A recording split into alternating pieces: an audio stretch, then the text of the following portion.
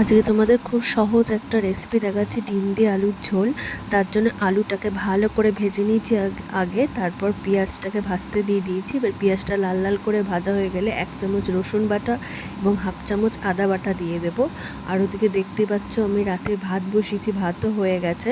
তো এবার 1.5 চামচের মতো জিরের গুঁড়ো, 1 চামচ লঙ্কার গুঁড়ো এবং 1/2 চামচ হলুদ গুঁড়ো দিয়ে ভালো করে জলের মধ্যে গুলে নেব। দিয়ে সেই মশলাটা দিয়ে দেবো পেঁয়াজের মধ্যে, পেঁয়াজ আদা রসুনের মধ্যে, যাতে মশলাটা, গুঁড়ো মশলাটা ডাইরেক্ট দিলে পুড়ে যায়, সেই পুড়ে যাওয়ার সম্ভাবনা থাকবে না এইভাবে জল দিয়ে গুলে দিলে।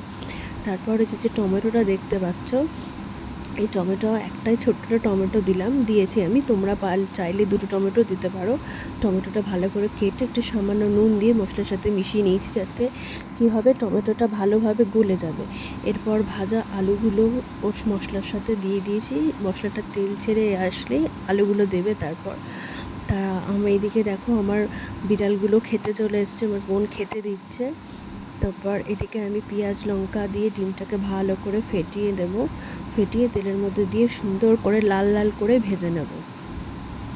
তরকারিতে যেহেতু করব, তাই জন্য ডিমটাকে খুব সুন্দর করে লাল করে একটু বেশি তেল দিয়ে ভাজবো।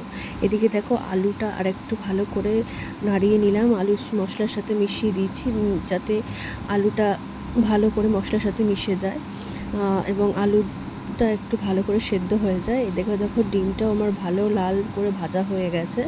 তো ডিমটা তুলে নেব। আর এদিকে আমার আলু আর মশলা দুটোই ভালো করে কষানো হয়ে গেছে।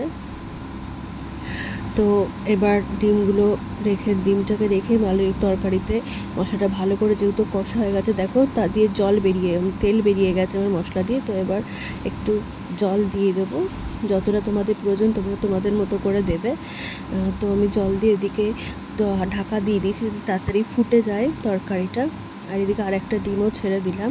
এই দেখো কথা বলতে বলতে তরকারি ফুটে গেছে, আমি তরকারির আঁচটা একটু কমিয়ে দিলাম। এদিকে আরও একটা ডিম আমার ভাজা হয়ে গেছে ভালো। দেখো সব কটা ডিমই সুন্দর করে লাল লাল করেই ভেজেছি।